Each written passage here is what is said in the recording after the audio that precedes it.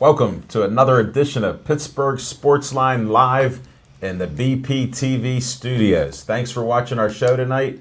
We appreciate you watching us on Comcast 7, only in Bethel Park, Verizon 32 in the greater Pittsburgh area, including the city of Pittsburgh, and that's Verizon 32 all the way from Nemacolin to Cranberry and Wexford. Thanks again for watching us. And on our Facebook page, we hit a brand new high, 6,350 likes. Thanks for all those likes. Appreciate it. And for watching our show, too. We've got a great show coming up for you tonight. We're going to start out with What's on Your Mind. I'm Al Levine, the Talking Machine. We got Chip the Prophet Hayner, Smoking Jim Frazier. And we're going to start with Smoking Jim Frazier. What's on your mind, Smoking Jim Frazier? Thanks, Al Levine, the Talking Machine. And if you want the green, you got to see Levine. There you go. Thank you. And a couple things on my mind is, and I don't want to get too long-winded, and got to talk about Cuba just a little bit on my mind. I'm be going to Cuba, and Cuba's known for their cigars, so I won't be smuggling anything, but I'll be doing a lot of snuggling down there in Havana. May I give you some advice? Yes, from somebody? sir. A friend of mine just got back from Cuba about 10 days ago. Don't drink the water. No problem there. Don't drink ice in your drinks or nothing. Trust me. He'll just drink coffee. There, yeah. He'll drink coffee. Well, there's water and coffee. There right? you go. So I'll just See? drink the. They boil it, though. Mm-hmm. That coffee gets hot. Well, what's on my mind, and we talked about, before the show, we talked about curses. And I want to kind of show that the Pittsburgh Steelers, for 40 years or more, were cursed. And it wasn't because of poor draft picks. So I just want to give a little history lesson for people out there and talk about some of the Steeler picks over the years. Last week we talked about Dick Leffridge. And this week we're going to talk about somebody by the name of Bob Ferguson. What year? Bob Ferguson actually came to Pittsburgh Steelers in 1962. How'd he get here? And he actually was a running back for Ohio State University. 6'1", 220 pounds. Never lost a yard in college. That was his claim to fame. He was the NCAA Player of the Year in '61. He was the Maxwell Award winner and finished second in the Heisman to Ernie Davis, who they made a movie out of. Yeah. And Syracuse University. Syracuse University. Played in the same backfield at Ohio State with a guy they called Bob Ferguson Thunder. And they called this guy Lightning, Paul Warfield. And there was another backfield mate also by the name of Matt Snell, New York Jets. New York Jets, Super Bowl III. I think he III. was MVP of that Super Bowl. Mm-hmm. And the Pittsburgh Steelers drafted Bob Ferguson, number 5 overall. You figured he would be able to change the franchise around. Bob Ferguson lasted 1 year with the Steelers before they got rid of him. A complete bust for the Pittsburgh Steelers. Part of the 40-year curse. Paul Warfield went on to be a Hall of Famer, and Matt Snell made quite a name for himself with the Jets. And the best running back in that backfield, Bob Ferguson, was out of the league after a year. And that's part of the Steelers' curse. Question for you. Ernie Davis, didn't he have another backfield mate that of some notoriety when he was at Syracuse? No. Did Jim Brown play? Jim Brown, he would have played with Jim Brown. He got drafted by Jim Brown played at Syracuse, but Ernie Davis got drafted to the Cleveland Browns, and him and Jim Brown would have been in the backfield in the NFL together. But they were in this backfield together at Syracuse? No. Okay. Mm-mm. Yeah. All right, just checking. I know they both were right around the same time. Yeah, it was about 5-year difference. Okay. Thanks, Smoking Jim. You're welcome. On the curse of the Steelers. Very good, Smoking Jim. Chip the Prophet Hayner, what's on your mind? It's on my mind. Thank you. Good evening, everybody. But, yesterday I just quite a few eyebrows got raised when the Pirates made the moves they made when it became the deadline for the non-waiver trade at 4 o'clock. Kind of surprised that the Pirates made a bunch of moves. That's something that they haven't done in years past. The reason behind the moves, I totally understand. Certainly, the pitching staff has been underperforming all year. Jim, before the season started, said they had a mediocre pitching staff. I was more of the ilk that I was being optimistic. I was trying to look at the glass as being half full. And I was wrong. Jim was right. See that? That didn't hurt a bit. I know my baseball. But here's what's on my mind that irks me is that for the last, for 20 years, all we heard about was, all the Pilots' problems for not winning, not spending money, trading away their draft picks, trading away their prospects. And everybody blamed that 20 years of futility on Bob Nutting. And Bob Nutting was not responsible for 20 years of losing. Bob Nutting took over a franchise that was floundering after Kevin McClatchy almost ran it into the ground. But, you got to take your hat off to Kevin McClatchy because he's the one that put the PNC Park there on the north side and kept the Pirates in Pittsburgh. He couldn't successfully run the franchise once it was there. So now we've got a team that spent the last 3 years going to the playoffs, and all of a sudden you stopped hearing all the people harping on Bob Nutting is cheap. Bob Nutting's not going to spend any money. He's not interested in winning. All he's about is making money. Well, the Pirates have spent tremendous amounts of money. They revamped their entire farm system, which is now one of the top farm systems in baseball. They brought in major league talent, 3 consecutive winning seasons where we've made the playoffs. And now all of a sudden we make some trades and everybody's screaming that this was a money dump and that Bob Nutting is making money and he doesn't care about the fans. And I don't think anything could be further from the truth. And I get sick of hearing people constantly crying, they don't spend enough money, they don't spend enough money. Here's my question to all you people that say the Pirates don't spend enough money. Give me the dollar figure that they need to spend that you will guarantee them success. And I want to know what that number is. And if they spend a dime less in it, then we can go ahead and criticize them. Now, since nobody can answer that question, I wish all of you would just be quiet because it gets weary.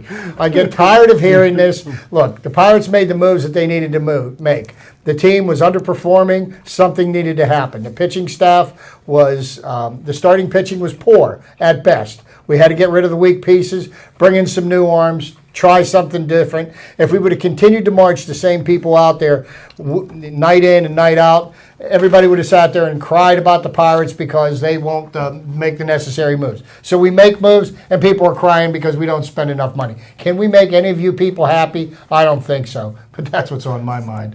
Thanks, Chip. Appreciate it. I kept that pretty clean. You did. You did. Because I feel a lot more strongly about it. You were very passionate about that. I understand. You have been. All right. Olive Oil's Pizzeria. They help sponsor us. Smoking Jim just lost a finger. No, I almost lost a finger. I almost reached over there. You got to watch that. It was very good. Give them a call at 412-831-1900. They'll get you a pizza. Rev them up for kids was supposed to be this last Saturday, but they predicted rain. They delayed it to August 14th, and we did get all that rain early in the day. So yeah, they didn't predict rain. I mean, we had a monsoon. Well, it came with a vengeance. Yes, it Jim did. Gaskeb showed an inch of water all over South Park, the infield there that they had, so it would have been quite the mess there. So we'll hold out for August 14th. We'll check that out, so stay tuned. That's at South Park Fairgrounds, August 14th, 11 o'clock to 6 o'clock. And Johnny Halo will be performing there. I've got the word that he will be. Now, if you have an organization that needs some money, Smoking Jim, You can get from $100 to $5,000 for this. The Bethel Park Community Foundation has funds. So Chip and Jim have been kidding about it. So we've been trying to organize ourselves here. We're working on it. I can't wait to see the written plan that they present. I'm one of the trustees on the board, so I'll be looking forward to that. That's why I got a Golden Quill author on my payroll. He's a golden quill. He just hasn't been back to that neighborhood for a while. So. But on a serious note, they do have funds. Check it out. Go to bpcf.org. You can apply for money from $100 to $5,000 for your local community group in Bethel Park. So check that out. And then with Joey Fabus, I always try to show with the Joey Fabus Cancer Foundation on what's going on there. Poor Joey got DIPG. It affected him, killed him in less than a year. And now they raise money for it. There's a 5K coming up at the high school in September, I think September 5th. Check that out. They had about 900 people there last year. They expect as many or more. So check it out. And we end each show with Stay Joey Strong. We'll bring that up in a little bit. What's on my mind is all of us on the board here thought there would be no Pirate trades at the deadline. And I know I was wrong. I was surprised when they kept shocking me with a couple rumors that were out there. And then when I saw what happened, I understand them dumping salaries. I understand them trading Walker for Neese, and it was a terrible trade. And they had to give him back. And now we got Bastardo. So he's back with us. So we'll give it a shot with a couple new faces and see what happens. I'm positive about it. They do have a winning record. And you have to do something. You know, they have a lot of players, a lot of talent. How do you win? We need better pitching, and we need it early. So this is one way to try it. I'm all in. I used to be a disgruntled Pirate fan. I'm not disgruntled now. Nutting has spent his money. It was a 7-year plan. It worked out. And he has a great farm system. They changed the rules in the major leagues about the minor leagues on how you can invest in players and compounds and whatever else they do. And they built up a noteworthy minor league organization, which is feeding us. Look at all the new players that have been up here in the last month. Some have gotten hurt. 11 players have made their major league debut this year for the Pittsburgh Pirates. What is the record? I have no idea. Oh, that may be a trivia in the future. I'll look it up. So I'm all in on this Pirate bandwagon. Can't wait to see what happens with the players in the future here. And if we get some starting pitching that'll last 5 to 6 innings, I'd love to see that. So be a step in the right direction. That would be. And that's what's on my mind.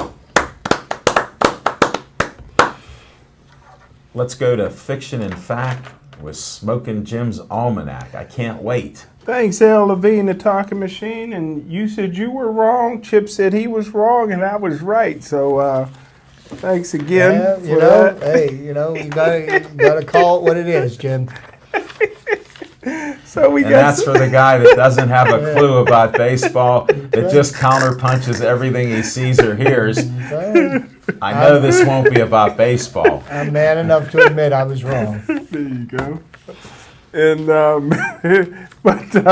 fiction. What are you going to talk about, Fiction I'm going all the way back to last month, this weekend, and I tell you what, never in my lifetime did I think that I would be able to not only see the Cuban boxing team, but to see them in Pittsburgh. And it was a beautiful day. Cuba brought 11 black fighters. And Latin American. well, there's only 4 colors. There's white, black, red, and yellow. You're black. So anyhow. Smoking Jim, how does the race card come out of almost everything? I just, we got to claim when we can. When somebody does something good, I'm claiming them, bro. If this is your first time watching the show, he doesn't really talk about race. Yes, he does every show. No, he does not. He's brought it up. But I tell you what a day. You had 2,500 fans on the bridge. How was your seat? My seat was outstanding, right by the ring. And And the ring card girls. no ring card girls. I was surprised. No ring card girls. But after the first, there was 11 scheduled bouts. After the first bout, which Gray Karma, Steve Cunningham Jr.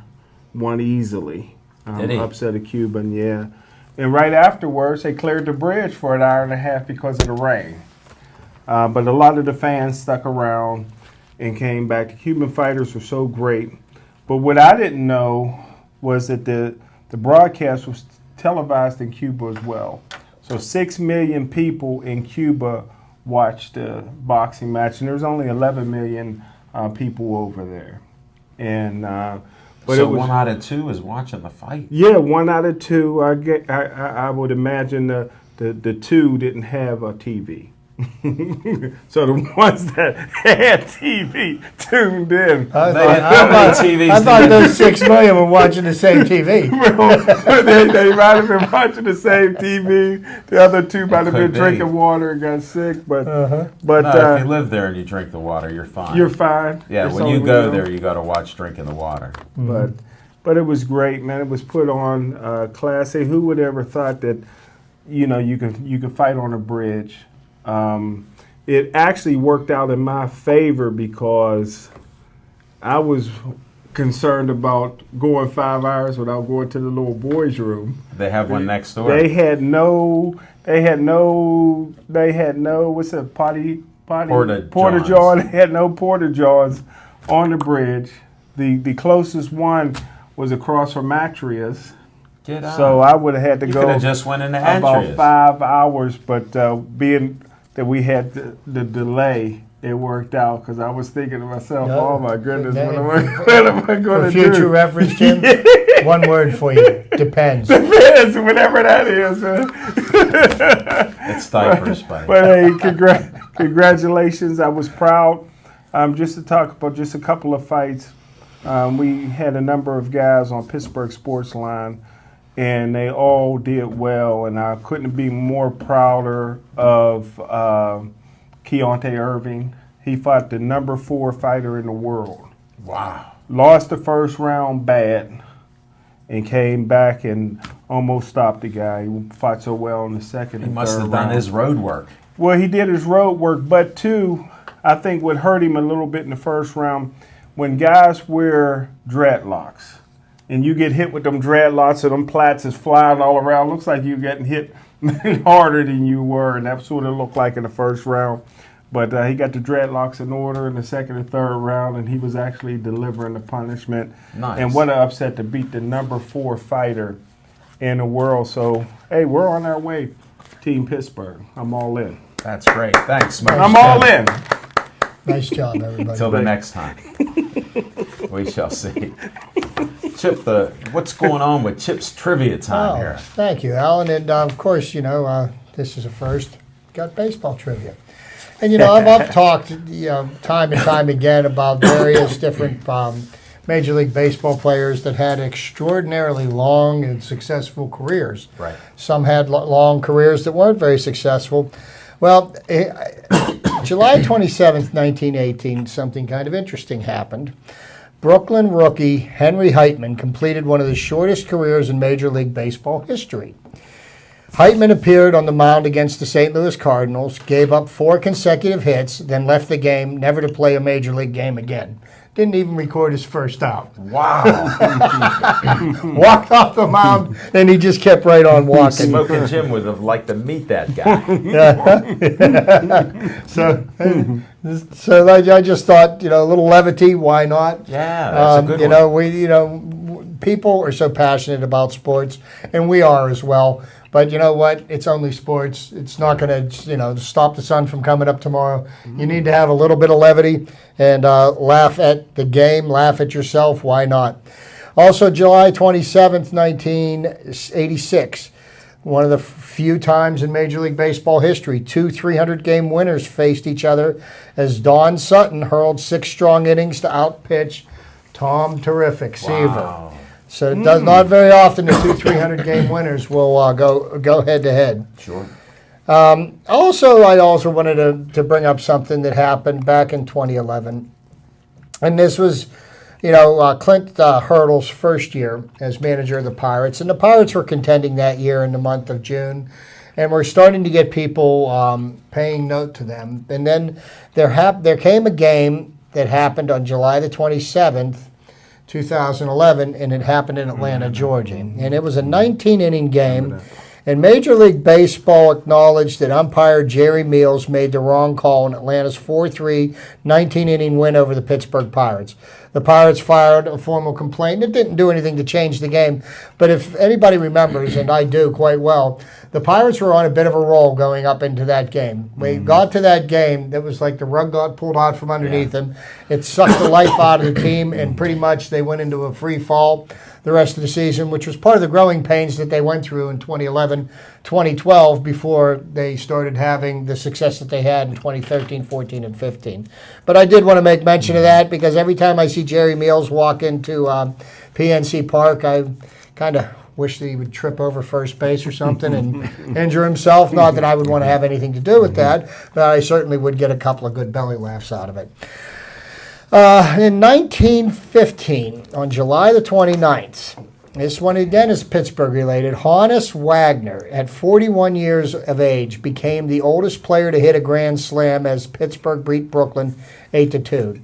The grand slam was an inside the park homer. Wagner remained the record holder until 1985 when Tony Perez hit one on the day before his 43rd birthday. Wow. And remember last week I talked about the first walk-off inside the park grand slam home run that was hit by Roberto in 1956. So you can see that it's something that Pirates have been involved with for over 100 years. Tony Perez is Cuban, right? Yeah, he's Cuban. Yeah. I know he's Latin American. Yeah, he's Cuban. You're not claiming him? Smoking Jim, what are you even thinking about? Right. This is Chip's trivia time. You know, How did that even come out? We've talked about the Lou Gehrig's and Cal Ripken's Iron Man records, and they both Lou Gehrig over 2,400 days. Latin American. No, there they are. Just clarifying this for Smoking Jim. Steve Garvey of the San Diego Padres on July 29th, 1983, ended his National League record of 1,207 consecutive games. The streak ended when he dislocated his thumb in a collision with Atlanta pitcher Pascual Perez. Wow. So Lou Gehrig's streak was at least twice as long as Steve Garvey's, and then, that's amazing. Then Cal Ripken Jr.'s eclipsed that. July 31st, 1990, Nolan Ryan, at 43 years of age, won his 300th game, reaching the milestone in his second try. Something to be taken note. I believe that Nolan Ryan is one of the greatest pitchers that ever played the game. And, we talk about pitcher specialization and pitch counts, and Alan mentioned that it would be nice if a Pirates starter could get maybe 5, possibly 6 innings. Yeah. Okay, and I agree with him. I think it would lead to a lot more baseball games. Well, in August 1st, 1906, Harry McIntyre of the Brooklyn Dodgers pitched 10 2/3 innings of no-hit baseball before Claude Ritchie of the Pittsburgh singled. McIntyre weakened in the 13th and lost 1-0 to the Pirates on an unearned run. Wow. So he pitched 13 innings and 10 2/3 innings of no-hit ball, and that will never show up in any record book. And here's one from Except Chip Surya time. And here's one because I like to throw a bone occasionally. I always pull out something new and exciting about Babe Ruth for Alan, and then I like to throw Jim a little one, and just to on anything in baseball. Yeah, and this is Pete Rose related, and on August 1st, 1978, Pete Rose went 0 for 4 against Atlanta pitchers Larry McWilliams and Gene Garber to end his 44-game hitting streak, 12 games shy of the unbreakable record of Joe DiMaggio. And I thought 44 never get broken either. Well, it hasn't since. That was in 1978. Also, August 1st, 2009, Andrew McCutchen put his name on the map by hitting 3 home runs against the Washington Nationals. Career high 6 RBIs to help Pittsburgh rout Washington 11-6. And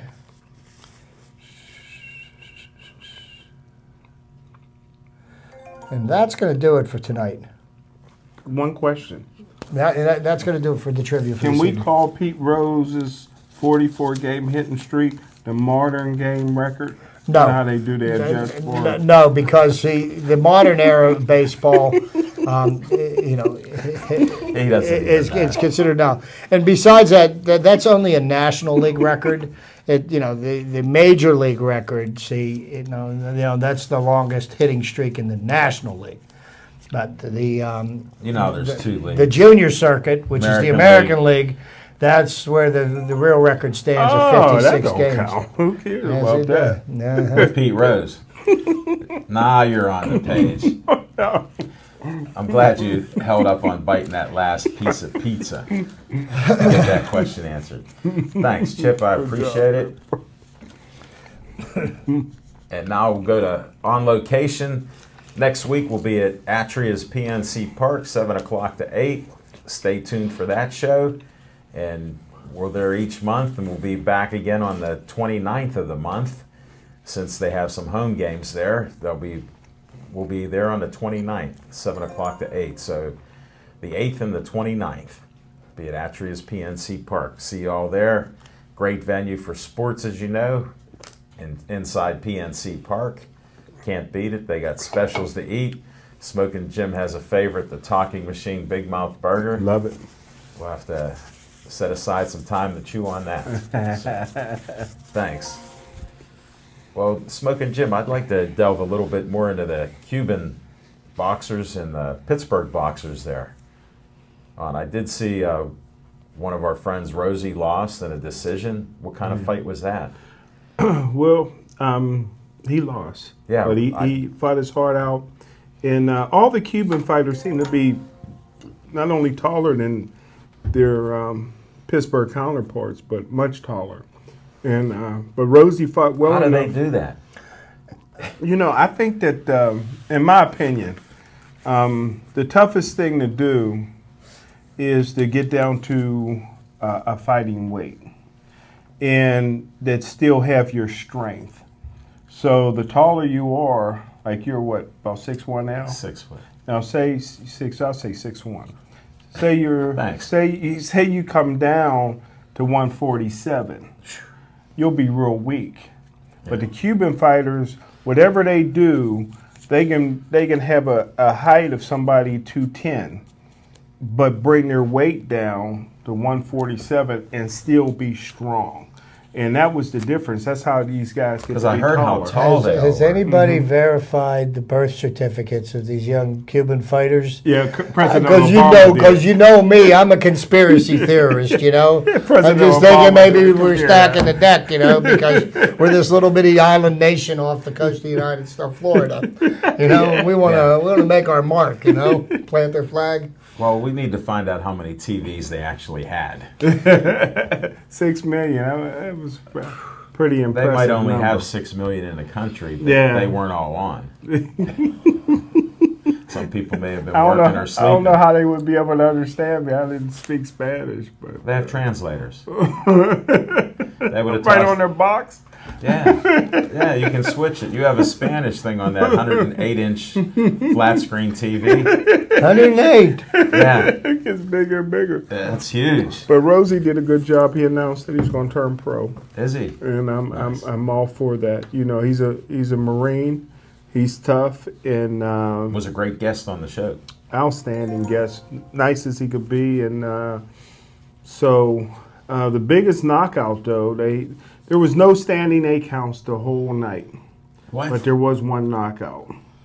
JT the Brick, Get on. and He knocked out his opponent. He got knocked out in the first. He round. got knocked out. I mean, this guy, the Cuban fighters go to the body, and we know that the body sets up headshots.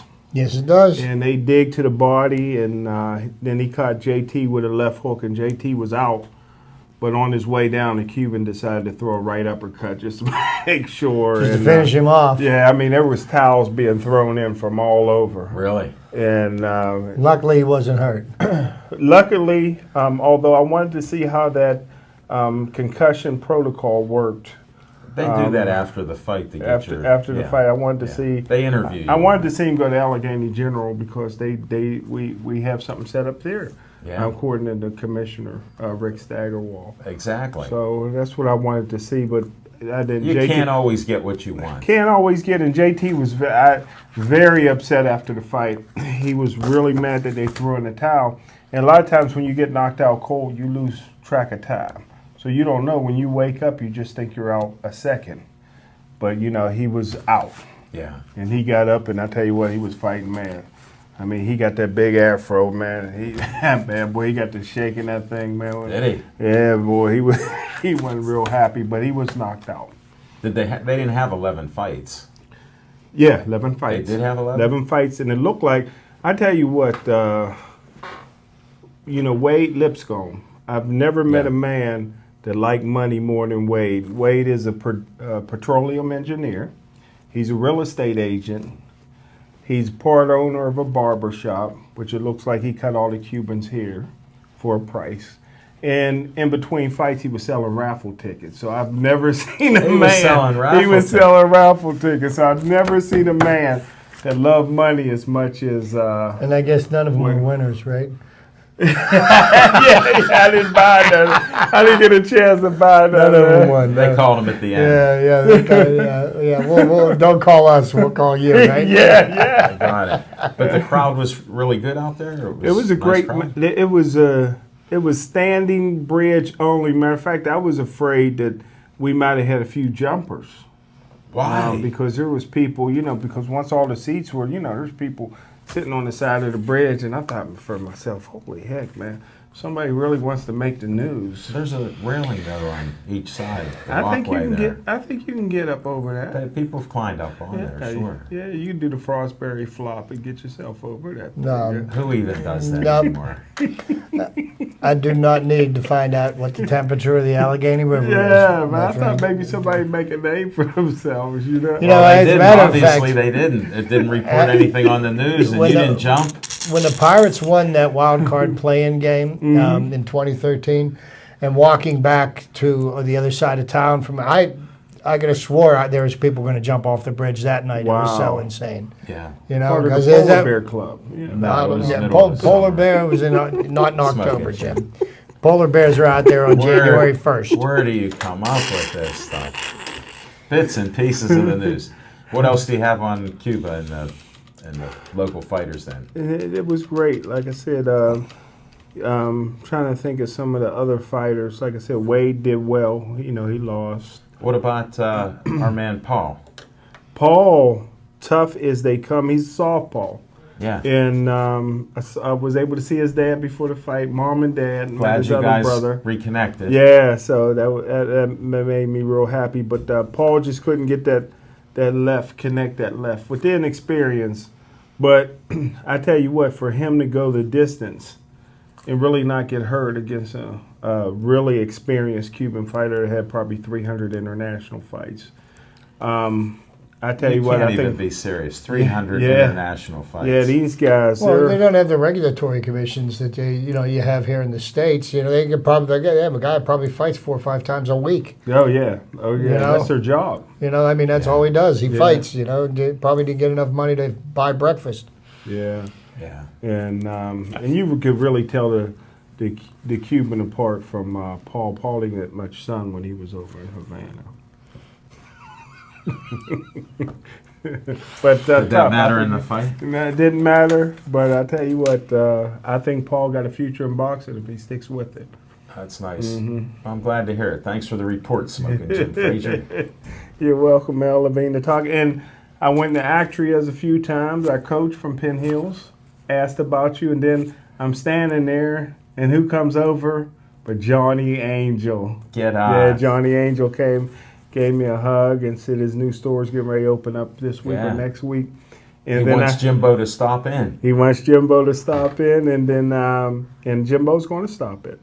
And as soon as I find out where it is, he said Manchester. But then I seen the Lumberjack, And I saw that nice photo. Greg with you Rudolph, two. yeah, And you his did. beautiful girlfriend and his daughter was there. Fiance, yeah. He's getting Fiance? married. Yeah, they're getting married soon. Yeah. Really? They're getting married soon, yeah. Wow. That's a fiance. Mm-hmm. Wow, because Yeah. I mean, this guy can do it all. He can beat cancer and everything. He said, "Oh, Yeah. he I'll beat tell you cancer." what, the way you beat anything is you just keep fighting. Really? Don't ever give up. That's it. Lumberjack ain't got no quit in him. No, not Doesn't at even all. know the meaning of the word. Nope. Good guy. So that was it. The Actrius was one of the sponsors of the event. Nice. So I didn't know that. Wow, you found out. You're an investigative reporter. And like I always say, it's not much to do in Pittsburgh, but Pittsburgh got some of the most beautiful women on the planet. I knew that was coming. And I'm going to try to find out how the women in Havana compare. When are you going? Probably right after the Olympics, my guess. Yeah. Oh, yeah? My guess. don't- Yeah, I got to don't- get a passport. Yeah. Don't be bringing Give me time don't to be get- bringing the Zika back with you. I don't know what He that don't know is. what it- Yeah. I don't know what that is. Watch but out for the mosquitoes. They're big enough to I carry. just hope I come back. I got a feeling I might go down there and fall in love. Wow. I What see about some- all these girls up here? I seen that Humphrey Bogart movie down there in Havana. Here, In and Havana. that what when he said, "Here's looking at you, sweetie," wasn't that Havana? That was Where's that at? No, that was in France. Casablanca. That's where I want to go. Same thing. that was ain't it? Gaza. That Yeah, was in no, that North was in North Africa. Just a few miles east. It was across the pond. Just a few miles east. Little disclaimer, folks. Sometimes we run off the path. If this is your first time watching the show, I don't even know where he's coming up with any of this stuff. Oh, jeez. Bogart nonetheless. With Lauren Bacall. So, Wrong movie. getting back to our sports, we had quite the flurry of activity yesterday. Major Yeah. League Baseball trade deadline. Pirates had an absolutely miserable weekend in Milwaukee. And Milwaukee is one of the worst teams in baseball this year. They didn't even play Ryan Braun, and Jonathan Lucroy, who's their all-star catcher, basically didn't play because didn't need to. they were shopping, and we just couldn't get anything together. And, there's a lot of frustration going on within the Pirates universe right now. And I think a lot of it is right at a focal point of somebody that we expected a lot more from, who's been, an all-star performer for the last 6 or 7 years, and that's Andrew McCutchen. Andrew McCutchen is having a subpar year, and, I'm hearing a lot of complaints about the way the umpires are calling balls and strikes. And, here's what I'm getting a little sick and tired of is, it has now gotten to the point where it sounds like it's whining to me. You may have made a point at the beginning part, but continuing to harp on that while you're still continuing to strike out 2 or 3 times a game, you need to just focus your energies on playing the kind of baseball that you're capable of playing, and quit trying to find somebody that's the cause of your troubles. Everything starts and ends with yourself, and it's getting a little tiring to hear it. It's actually a little bit embarrassing. I expected a lot more out of him, and I do expect Andrew McCutchen to perform at the level that he has performed the last 2 months of the season. And the Pirates are still not out of the playoff contention. They are still 1 game above 500. They're battling. They're only 2 or 3. I don't think 3 or 3.5 games out of the second wild card spot. So a lot is going to depend on what happens with the pitching staff over the next few weeks. We've got Garrett Cole pitching tonight in Atlanta. We're going to have Ryan Vogelsong pitching. One of these games. He's back off of that horrific facial injury he had. Took a fastball off of his left cheek. Jeff Locke's going to get another chance to pitch. I don't know if that's good or bad. Well, here's the thing. Jeff Locke, when he's bad, he's bad. But when he's good, he can be an adequate starter. They gave him some time off. He's been working on some things. You know what? You're not going to throw the towel in on him just yet. We just simply don't have enough healthy arms in the starting pitching staff. So, the Pirates, what they need to do now is they need to circle the wagons. They need to, pull together as a team and to say, you know what, we're better than this. We're floundering here. Let's pull it together. The predicament that the Pirates are in has been created by the players. Everybody wants to say it's caused by Bob Nutting or Clint Hurdle or Ray Searage or whoever else you want to point the finger of blame on, but it boils down to the players performing on the field. And when you're not doing it. But the bottom line is people are underperforming, and they need to play better, and the players need to be held accountable. It's unfortunate that we had to get rid of Frankie Liriano. It's unfortunate that we couldn't keep Mark Melanson around. But the fact of the matter was, we had to do what was best for the team, and they. Having those two weren't going to make that much of a difference. Yeah. Liriano was going to continue to contribute to the losing ways that we had. Yeah. And Melanson only got 2 months left of him being under contract. For us to be able to tender him an offer at the end of the season would have been $16 million. The Pirates are not going to pay $16 million to a guy that's going to play 1/3 of the games for the season. When you've got Andrew McCutchen who's making $13.5 million, he's an everyday player. You can't. Right. That screws up the salary structure, and then you've got infighting among things. It's not going to happen. So at least we got something back from Mark Melanson in the bullpen as far as closers and setup men. That was the one place that we had the depth in the pitching staff. So we got something for Melanson, and that did make sense. But it's time for them to, like I said, circle the wagons. Now that the roster is set in stone, you think the Pirates now can bring Josh Bell up? I believe that they're going to bring him up, and I bet you it's going to be sooner as opposed to later. John Jaso, who has played an excellent defensive first base this year, is not batting well. And what we need productivity. We need to get Josh Bell's bat in the lineup. Jaso has been. He's a huge improvement over what we had the last 2 years in first base defensively. They take that as a shot at Pedro Alvarez if you want, but Jim said it's the easiest position on the field, and he couldn't even play it. So, so much for that logic. Yeah, so much for that logic. But the Pirates still have a solid lineup.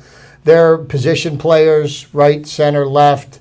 First, second, another one of these players that we need to see better performance out of is Jung Ho Gong. Yeah. He needs to get his head back into the game. I don't know if he's preoccupied with the investigation that's going on because of what happened in Chicago. I would be. But, and if that's the case, then you need to sit him down, put Freese at third. If you need to call up Josh Bell up, throw him over at first base. Freese has proven to be an adequate, much more than adequate third baseman. Yeah. And he's a veteran hitter, and Gong can get himself figured out as to what's going on. But, I'd like to see a little bit more of Adam Frazier playing second base. Now you're talking. With Josh Harrison playing. I think they make a nice 1-2 punch, but you know what? You get these young kids in here. Baseball is all about how you perform on the field, and if you're not getting it done, there's somebody there that's going to take your position, and that's just the way of the world. What do you think about McCutchen sitting him down for a while? Well, as a matter of fact, it's interesting that you mentioned that because after an off day, McCutchen's sitting tonight. He's out of the lineup for tonight, and he wasn't very happy about that. And, a lot of Andrew's frustrations stem from his lack of performance on the field. Sure. And because he's the face of the franchise, he's a lightning rod, he's getting a lot of criticism that he's not used to getting. And I think that that's affecting him adversely, and I hope he can find a way to, what do they call it? Mike Tomlin calls it the white noise. Drown out the white noise and just focus on doing the things that he knows he's capable of doing. Sure. Do you think he regrets cutting his hair? No. He colored it a little bit. Well, He had some color in his hair. I noticed that. He showed it off. The dreadlocks didn't help the young man that was boxing on the other night, right? When he almost got his block knocked off. So, I'm all in on the Pirates. I've been a lifelong Pirate fan. I've suffered through winning seasons. I've suffered through losing seasons. You know what? I'm looking forward to the last 2 months of the season. I'll be down at PNC Park Friday night, Saturday night, next Thursday afternoon. I'm going to still get down and support my team. I love baseball. I love that park. And, the Pirates are putting a good product out. So I'm still going to say don't sell yourself short and not go. I'm still saying World Series. You don't seem confident. You know, Jim, here's what I think: the Pirates have the ability to make the playoffs this year with our current pitching staff the way it sits right now. I don't think we have a pitching staff that's going to get us any distance in the playoffs. Now, what's going to happen over the next couple of months if the pitching staff solidifies itself? Because you need to have a good 1-2 punch with your starting pitchers. Garrett Cole has been, you know, he's pitching well but not good enough. And, you know, and who's going to be that other person that's going to step up and become the number 2 starter? You know, without that kind of, you know, 1-2 punch, you're not really going to get far, you know, in the playoffs. So that's where I think the World Series may be a stretch. But let me tell you this, crazier things have happened. You know, that's why there's 162 they, games. They play 162 of them and then some. So we're going to find out what happens. I'm and just they all gonna, mean something. I'm going to enjoy the ride. That's all. There you go. Well, I'll watch until football season starts. No, really. Next Friday.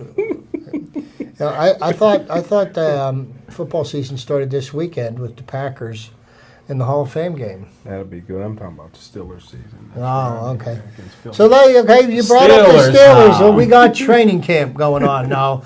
I'd like to hear any inside information that you have. I hear He's been too busy. The Silverback had a little bit of an ankle injury yesterday, and Senquez Golston seems to be snake bit. He missed all of last year's shoulder surgery, and then third day of practice, he's got a Liz Frank injury in his foot. They say minimum 12 weeks. Oh, Sugarfoot. I'd send him back to Mississippi maybe. But some guys just can't stay healthy. He played 2 sports in college at Mississippi, football and baseball. Was a great baseball player. But sometimes we talk about the curse. Sometimes you come up here and get cursed. You want to hear something interesting? I was listening to Dick Groat being interviewed on the radio, and he does the play-by-play for Pitt basketball. Smoking Jim hears him on the radio all the time. he was a National League Loves him. MVP. Won the World Series with the Pirates and the Cardinals. He played Duke basketball for Duke. Wasn't he actually in the NBA? Was he not? Dick Groat, yeah. And you know what he said is that when they were kids, he said we played every sport there was. That's all we did. We constantly. He goes, I never lifted a weight in my life. He never lifted weights, not ever in his life, and he's probably one of the best athletes on whatever field he played on, whether it was on a hardwood or on a grass. And he says he thinks it's what's wrong with the athletes of today is that they focus on one sport. They don't, they're not well enough rounded to be able to take it and subsequently get the injuries and everything. And I don't know, maybe there is something to that, because I know when I was a kid, we played whatever sport we played it 12 hours a day, every day of the week, and we never had sore arms, It just kept going out. Black and blue marks, stuff like that. I mean, we didn't have the injuries that you see happening now. Well, the difference in Dick Groat's day, and I understand that my dad says the same thing, but the difference is that he was competing against other Americans. Now, college is a worldwide sport. Yep. So you have to concentrate on basketball because you got guys coming in here from Africa, Europe, China, Cuba, competing for your scholarship. Cuba. Money, Cuba. So getting back to the Steelers. Now we've got the talk around camp is what are the Steelers going to do about AB? He's got 2 years left on their contract. Kevin Colbert says we're not going to renegotiate with 2 years left. Do you think that the Steelers need to do something to make him happy, like give him more money this year before they renegotiate next year? Should they just go ahead and open up the checkbook for him? Because you look at what he's doing. He's outperforming every wide receiver in the NFL. And have you ever seen any bad ink on him? Well, everybody knows Kevin Colbert's one of my good friends, but he's the biggest rat in the game. First of all, I'm mad at him. Last year, remember, AB held out minicamp for one day, and they implied that they would redo his contract this year. Kevin Colbert's lying already because he had 2 years left on his original deal after his second year when they upped his contract And when they then wanted to 6-year. stick it to Mike Wallace. Mike Wallace. Now this is a guy they know he won't hold out, but if I was AB, this is the best time of your life to hold out. He won't do it because he loved the game, but you already have Martavis Bryant. That's out for the season. Le'Veon Bell's probably going to miss 4 games.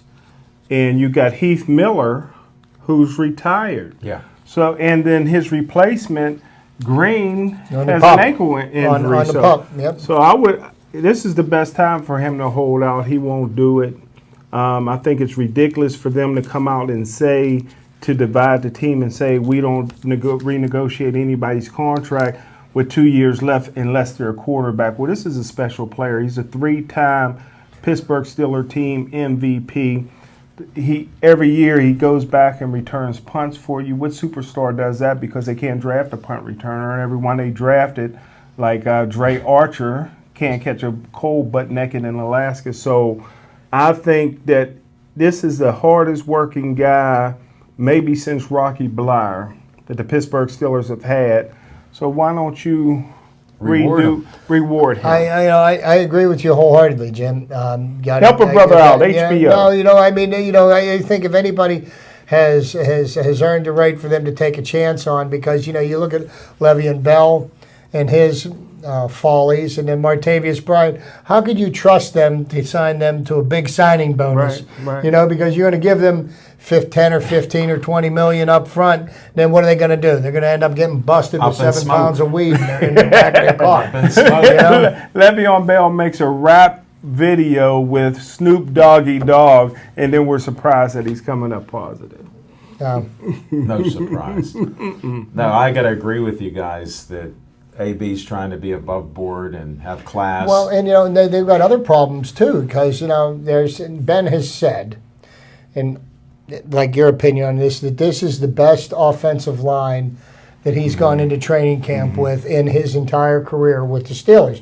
Well, that being said, David DeCastro last year was a Pro Bowler, and this is his last year. And and the Steelers need to do something with that, because guards like Castro, they don't grow on trees. They don't come around all the time. You've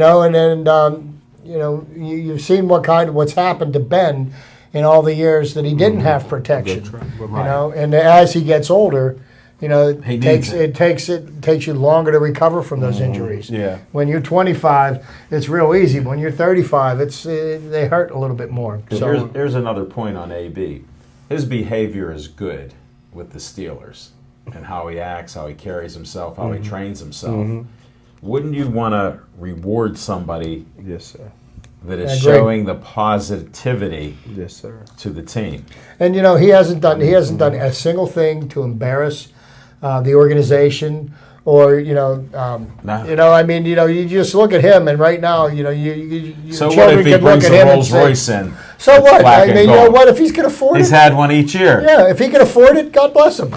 But it's been in a positive light for the team. Right. I look at it, you'd be rewarding a guy who's a good guy to your team, instead of these other guys like you're saying, Le'Veon Bell and whoever else.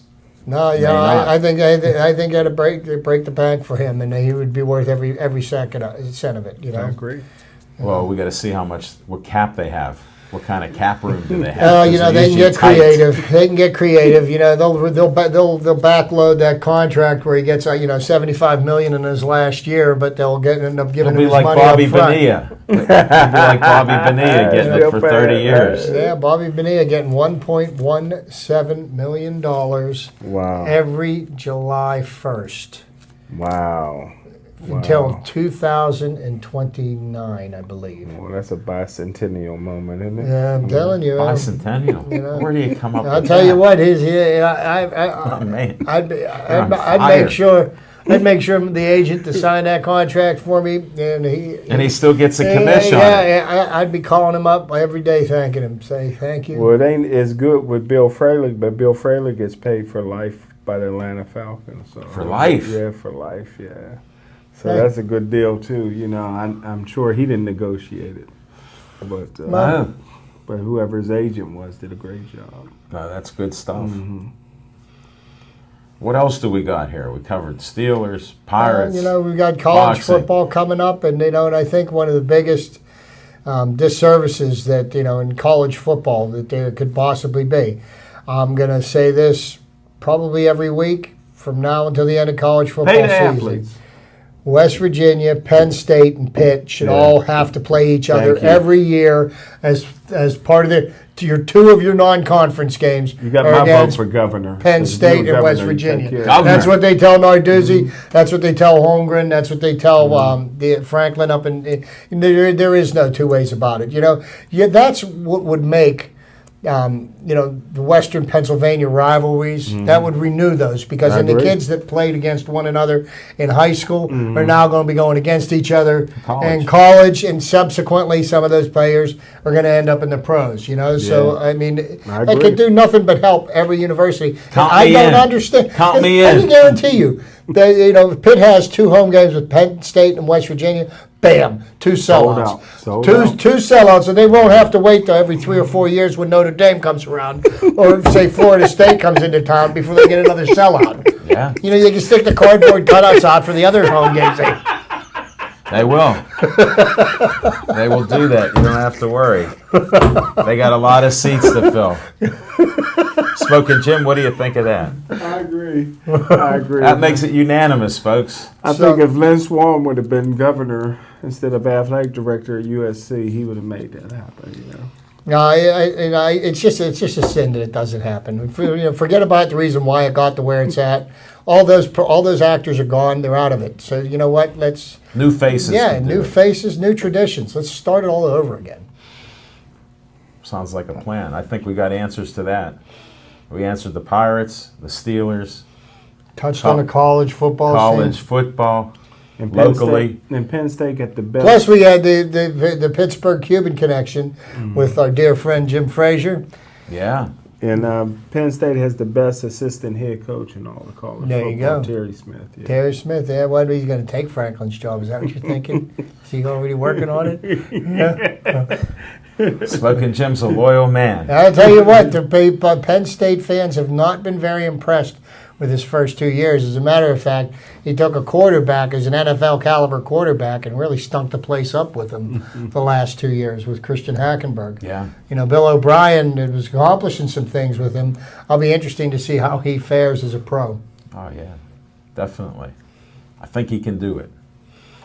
Well, Bill O'Brien didn't draft him, so that tells me a little something. No, that's because they already signed that Ostweiler to a big I contract. think that was before, or was that? That was That was Before the draft? Yeah, Osweiler. That's the But reason why. how does starting 7 games on a team that had the best defense in football last year warrant getting $60 or $70 million? You're big, tall, and you're white. That's how it does it. See, he brought race out again. He was talking about my shirt. He was talking Osweiler. Napkins. I don't know how he covers it. Smoking Jim, you do it each week. Any last words, Smoking Jim? No, sir. You covered it all. I think so. Chip, anything? I'm going to be pulling for my Buccos, man. I'm going to fight with them till the end. Our Buccos. Our Buccos, yes, sir. I'm in on the Buccos, too. I still drink that Kool-Aid ever since you gave me that unsweetened purple Kool-Aid. That was funny stuff. Congratulations to Brett Favre going in the Hall of Fame. Greatest football player of all time. That's good, too. Thanks for getting it in. Any last-second And additions let's here? not forget the Snake is finally ended up in Canton. Yeah. Yeah, you got to give him his props. One of the best quarterbacks of the 70s. We're running out of time. Thanks, Hayden, the intern, on camera, Devin Shea in the control room, Smoking Jim Frazier, Chip Hayner. I'm Al Levine saying goodnight, and stay Joey strong.